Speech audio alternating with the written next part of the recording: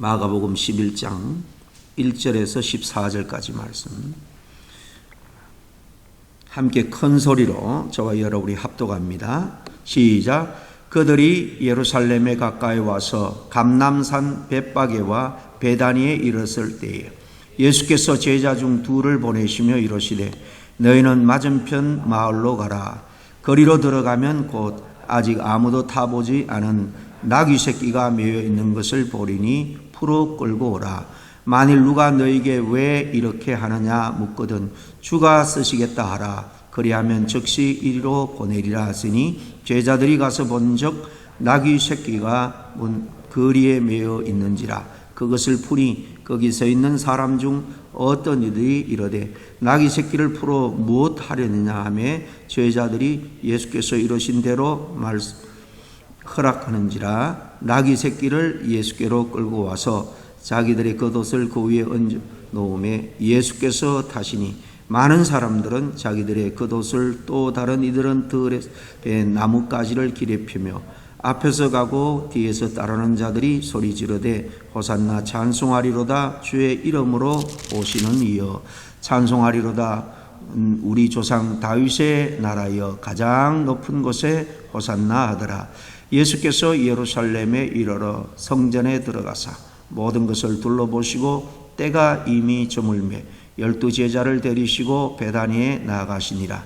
이튿날 그들이 베다니에서 나왔을 때에 예수께서 시장하신지라. 멀리서 잎사귀 있는 무화과 나무를 보시고 그 나무에 무엇이 있을까 하여 가셨더니 가서 보신즉 잎사귀 외에 아무것도 없더라. 이는 무화과의 때가 아님이라. 예수께서 나무에게 말씀하여 이르시되 이제부터 영원토록 사람이 내게서 열매를 다 먹지 못하리라 하시니 제자들이 이를 듣더라. 아멘.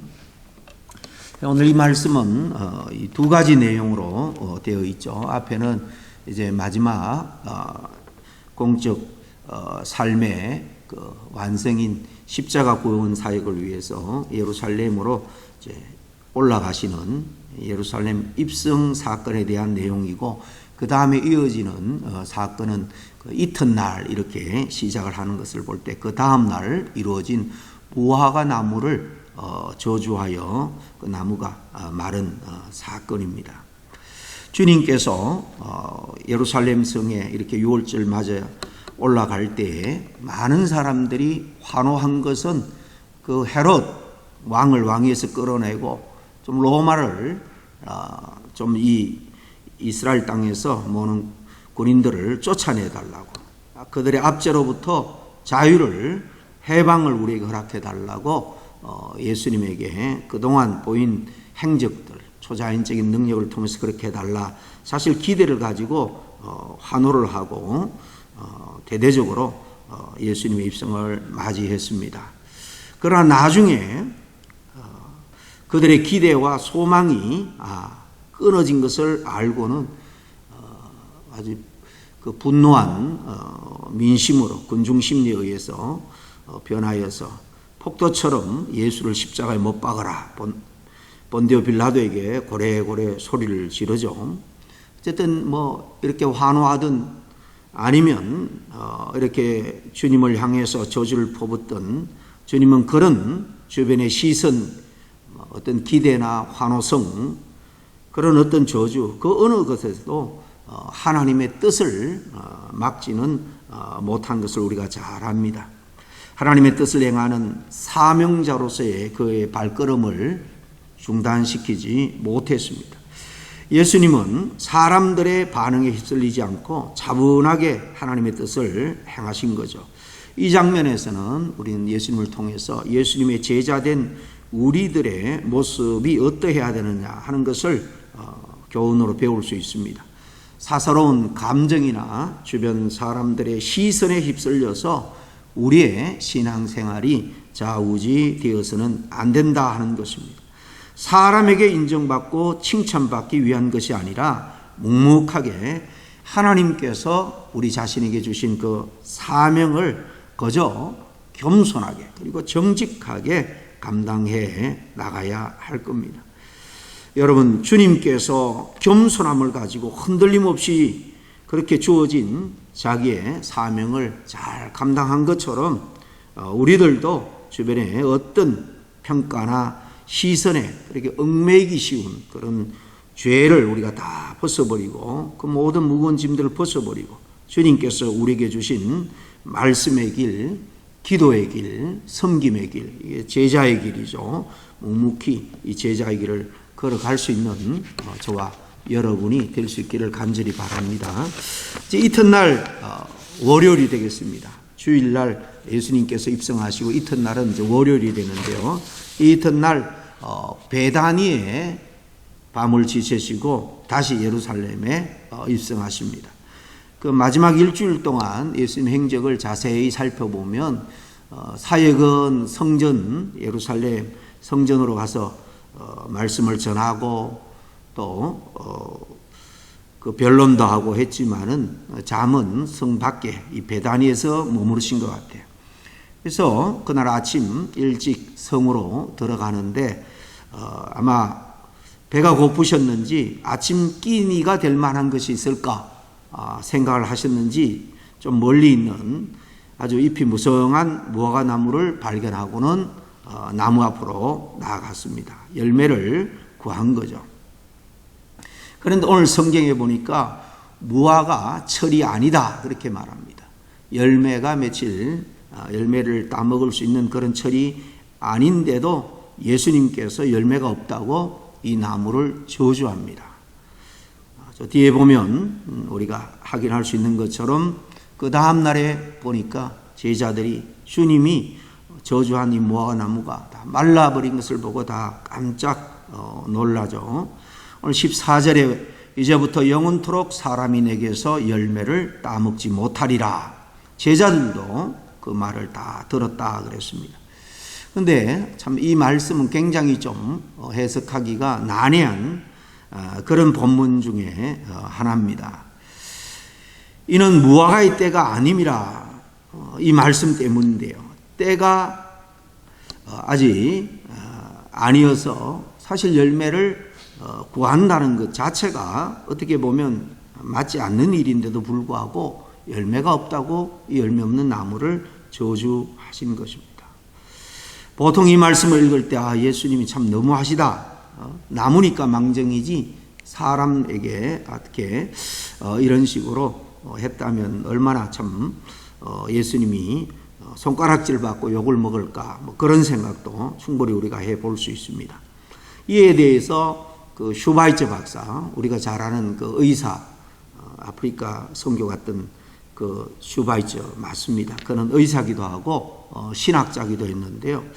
그는 예수님이 이 무화과 나무를 저주하신 것을 두고 예수님께서 죽음을 이제 앞두고 잠시 이성을 잃은 사건이 아닌가 그렇게 말할 정도로 사실 일반 상식적으로 맞지 않다는 거죠. 이 슈바이처 박사가 한 행적은 아주 위대한 게 많지만은 그가 성경 주석도 쓰고 뭐 여러 가지 설교도 하고 했는데 근데 이 정통 그런 성경 이해는 그가 가지고 앉지 않고 굉장히 좀 주관적이고 리버럴한 그런 성경에 대한 견해를 사실 가지고 있었습니다. 뭐 그래서 그렇기도 하지만은 이건 참 터무니없는 그런 이야기입니다만은 어쨌든 지금까지 여러 가지 설명이 있는데 그나마 좀 제가 만족스럽고 그나마 좀 수용할 수 있는 것은 이런 겁니다. 이 무화과 나무는 제가 뭐 농사를 안 해서 잘 알 수 없습니다만은 처음에 작은 열매가 열린다 그래요. 그리고 잎사귀가 무성한 다음에 나중에 가을에 이제 따먹을 수 있는 좀 크게 무르익어서 단 무화과를 딸 수 있는 그런 두 번째 열매가 그때 이제 추수를 한다는 거죠. 아마 이 때가 아니라라는 것은 이렇게 제대로 된 열매를 맺는 때가 아니고 예수께서 먼저 열리는 작은 열매라도 있을까 해서 찾아보셨다. 뭐 이런 해석인데요. 만족스럽지는 않지만은 제가 무화과 나무를 잘 모르니까 그렇다면 그럴 수도 있겠구나 하는 생각은 듭니다. 성경에는 이렇게 해석이 좀 분분한 어려운 구절들이 제법 많은데요. 그럼에도 불구하고 오늘 본문 말씀이 우리에게 교훈하고자 하는 메시지는 쉽고도 아주 분명합니다. 열매가 없는 삶은 마지막 주님 앞에 섰을 때 심판받을 수밖에 없다. 그 이야기죠. 잎사귀는 무성하지만은 열매는 없는 나무. 이것은 먼저 당신은 그저 율법에 매여서 허울뿐인 이 선민 이스라엘 백성들의 그 삶의 모습, 그리고 이제 이어지는 그 성전 청결, 성전을 뒤엎는 장면이 나오는데요. 그와 연결해 보면 이 오염된 또 성전을 상징한다라고도 볼 수가 있습니다.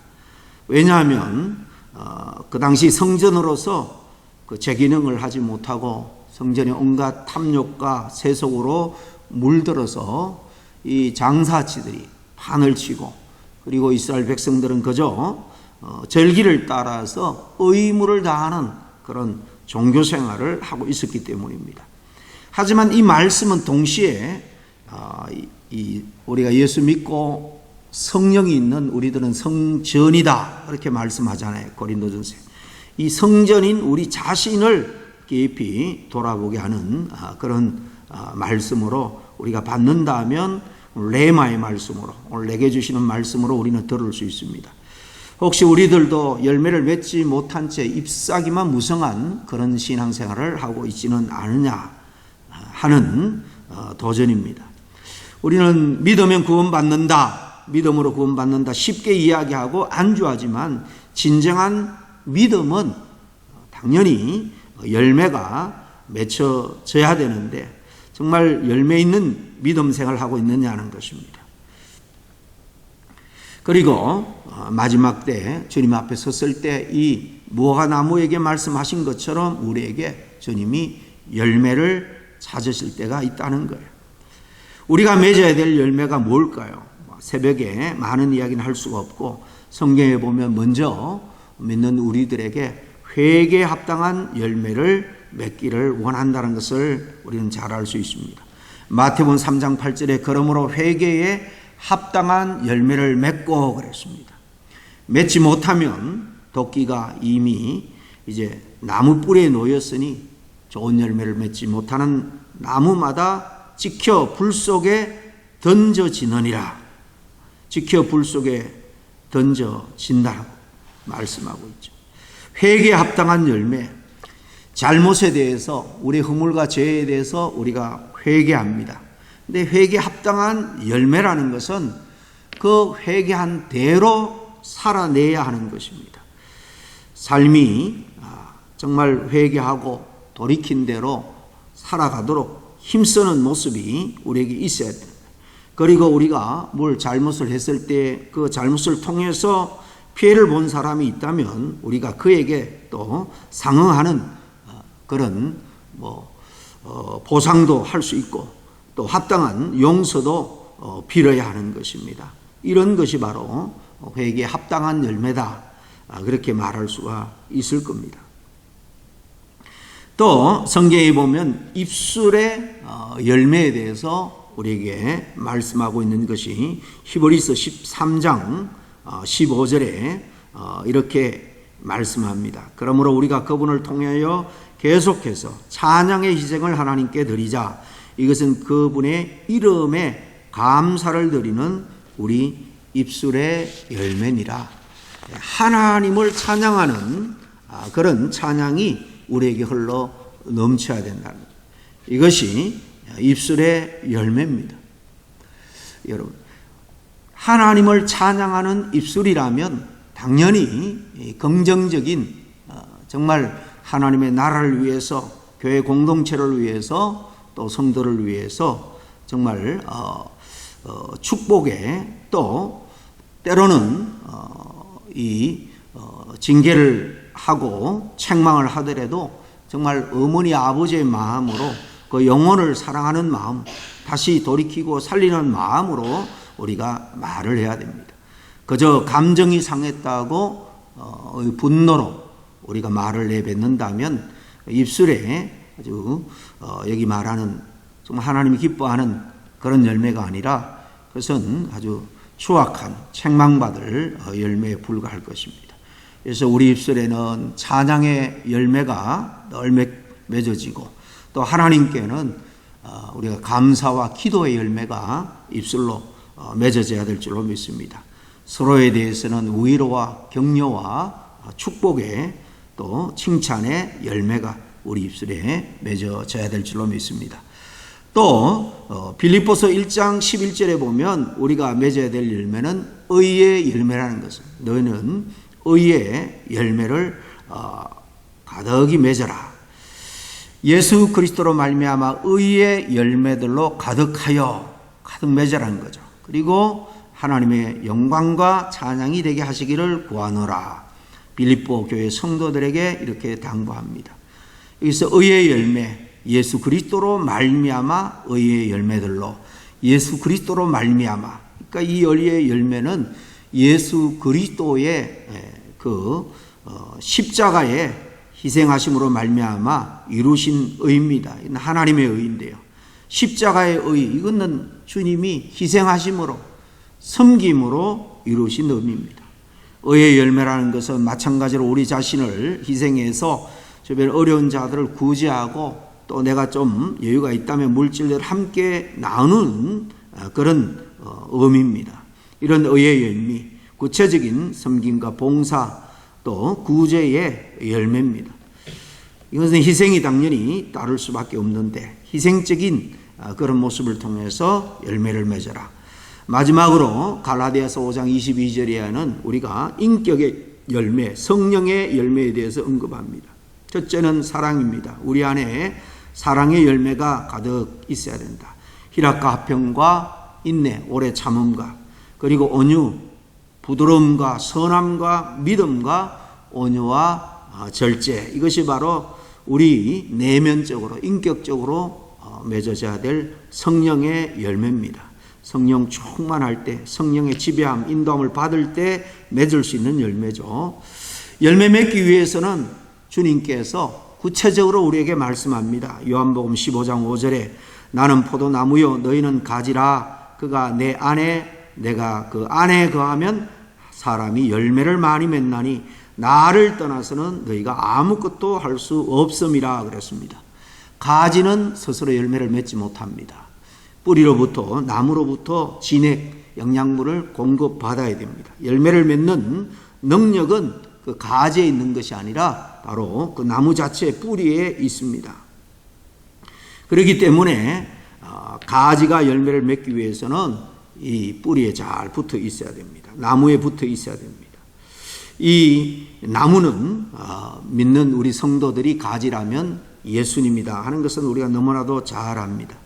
열매 맺는 비결, 예수님에게 붙어 있는 겁니다. 늘 예수님에게 붙어 있는 거예요. 구체적으로 말하면 예수님 안에 거한다 이렇게 또 표현하기도 하는데 그것은 말씀 안에 거하는 것입니다. 주님의 말씀이 우리 안에 풍성하게 거해서 내 지정의 경험 이런 것을 따라서 내 인격을 따라서 내 인생을 살아가는 것이 아니라 내 인격도 성령의 지배를 받아서 정말 성령님의 인도함을 받을 수 있도록, 그러기 위해서는 구체적으로 우리가 말씀으로 풍성하게 채워져야 됩니다. 그럴 때 우리는 말씀하게 거하게 되고 말씀을 통해서 성령이 역사하기 때문에 주님의 영이신 성령 안에 거하게 되는 것입니다. 그래서 우리가 왜 성령 충만을 받아야 되느냐, 내일이 성령 강림 주일이라서 좀 구체적으로 말씀하겠습니다마는 우리는 말씀 안에 거하고 성령 안에 거하기를 힘써야 합니다. 그럴 때에 이런 여러 열매들이 삶 가운데 나타나게 될 줄로 믿습니다. 어쨌든 우리는 인격의 열매, 또 삶으로 드러나는 그런 구체적인 새 생명, 영혼을 구원하는 열매를 비롯해서 정말 선행의 열매들이 저와 여러분의 제자의 삶에 구체적으로 드러남으로 말미암아 정말 주변의 모든 사람들에게 그리스도의 그 빛과 향기를 경험하고 주님께로 돌아오는 사람이 많을 수 있도록, 은혜가 우리로부터 흘러 넘칠 수 있도록 열매 맺는 저와 여러분이 되어야 될 줄로 믿습니다. 주님이 마지막 때 열매를 구할 때 정말 우리가 열매를 내놓을 수가 없다면, 내놓을 게 없다면 여러분 얼마나 난감하겠습니까? 아마 저주받은 무화과나무 신세가 되고 말 것입니다. 아무쪼록 늘 말씀 안에 거하기를 힘쓰시고 겸손하게 성령 안에 거하기를 성령께서 내 전 존재, 전 인격을 주장해 달라고 기도함으로 맡기고 살아가는 우리 모두가 되기를 바랍니다. 기도하겠습니다. 하나님 아버지, 오늘 말씀을 통해서 정말 내 마음에, 내 중심, 정말 내 전 인격에 내면의 열매가 풍성하게 있는지 먼저 돌아보고, 또 삶으로 이렇게 또 때로 믿음 안에 산다고 하지만은 실족하고 또 죄와 허물로 인해서 넘어질 때 주님 앞에 회개의 열매를 맺을 뿐만 아니라 주님께서 우리에게 십자가에서 본으로 보여주신 사랑과 헌신의 그 의의 열매, 정말 그런 열매들, 입술의 열매들 우리가 얼마나 맺고 살아가는지 돌아봅니다. 하나님 앞에 말씀에 거하고 성령의 충만한 그런 상태를 늘 유지하고 그 안에 거함으로 말미암아 열매를 맺는 저의 삶이 되게 도와주옵소서. 예수님 이름으로 기도합니다. 아멘.